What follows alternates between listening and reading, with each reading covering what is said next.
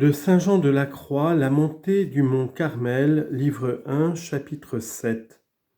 On montre par plusieurs comparaisons et par plusieurs autorités comment les passions affligent l'âme. En second lieu, les passions affligent l'âme et c'est le second mal qu'elles lui causent. En cet état, l'âme est semblable à un homme qui est chargé de chaînes et qui ne saurait se délivrer de la douleur qu'il en reçoit avant qu'il s'en soit tout à fait dégagé. De même, l'âme ne peut sortir de ses peines avant qu'elle se soit affranchie des liens de ses passions. C'est de ce sujet que David parlait lorsqu'il disait « Les cordes de mes péchés, c'est-à-dire de mes passions, m'ont lié ». Psaume 118, verset 61. De plus, comme celui-là souffrirait beaucoup qui serait couché tout nu sur des épines, de même l'âme qui s'abandonne à ses passions est extrêmement tourmentée, car ces passions la piquent comme des épines. C'est ce que le prophète roi dit en ces termes, « Ils m'ont environné comme des abeilles, et ils se sont enflammés contre moi, comme du feu dans les épines. » Psaume 117, verset 12. Car le feu des chagrins et des tourments s'allume dans les passions et excite dans l'âme des douleurs insupportables. Ou bien comme un laboureur qui désire ardemment une abondante moisson pique ses bœufs et les presse de labourer la terre, de même la concupiscence pique l'âme pour l'obliger à donner aux passions ce qu'elle demande. Ceci paraît clairement dans l'extrême ardeur qu'eut autrefois Dalila de savoir où les forces de Samson résidaient.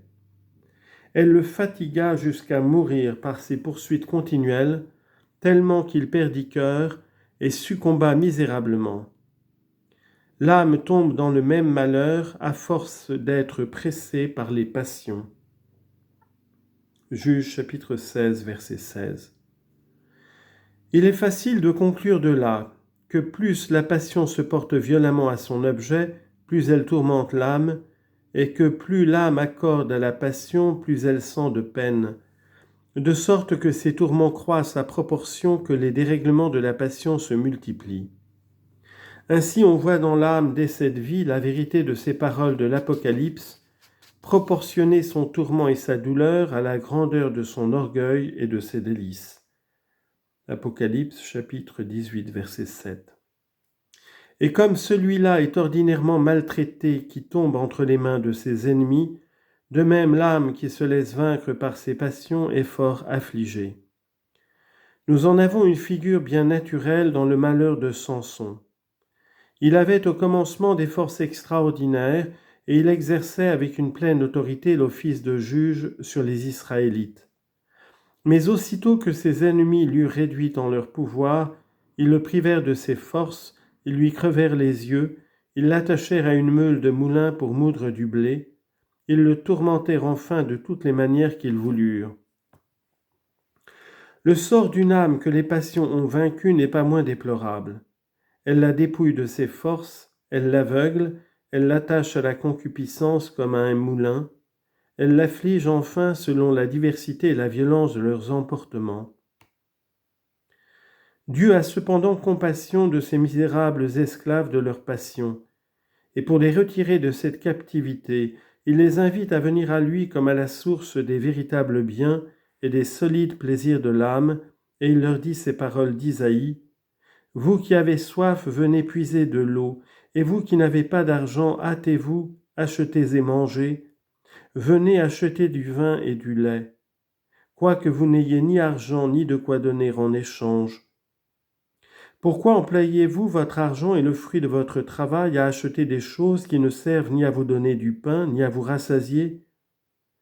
Écoutez-moi donc et prenez la bonne nourriture que je vous présente, c'est elle qui engraissera votre âme et la comblera de délices. » Isaïe chapitre 55, versets 1 et 2. Repassons sur ces paroles pour les appliquer à notre sujet. Vous qui avez soif, c'est-à-dire vous qui désirez ardemment de contenter vos passions. Vous qui n'avez point d'argent ou qui n'avez pas la volonté assez ferme ni assez déterminée pour quitter les créatures et pour vous unir à Dieu seul. Achetez du vin et du lait, c'est-à-dire acheter la paix et la douceur de l'Esprit divin. sans argent et sans échange, ou bien sans avoir autant de peine que vous en avez à satisfaire vos passions. Pourquoi donc employez-vous votre argent, ou votre volonté et votre travail, ou le soin que vous prenez de rassasier vos passions, à acheter ce qui ne sert pas à vous faire du pain, c'est-à-dire à ne pas vous remplir de l'Esprit de Dieu? Si vous suiviez mes amis, si vous suiviez mes avis, votre âme s'engraisserait de la viande spirituelle que je lui donnerais, et elle serait alors comblée de plaisir. Or, se procurer cette graisse n'est autre chose que se priver de tous les plaisirs dont les objets créés peuvent nous repaître. Ils ne sont propres qu'à nous affliger. Au contraire, c'est l'Esprit de Dieu qui nous réjouit. C'est pourquoi notre Seigneur nous exhorte à aller à lui lorsque nous sommes accablés de nos peines et du soin d'entretenir nos passions en leur volupté. Et il nous promet de nous soulager et de remettre notre âme dans la paix dont nos dérèglements que nous sentons, selon l'expression du prophète roi, comme un poids immense nous ont privés. Matthieu chapitre 11, verset 28.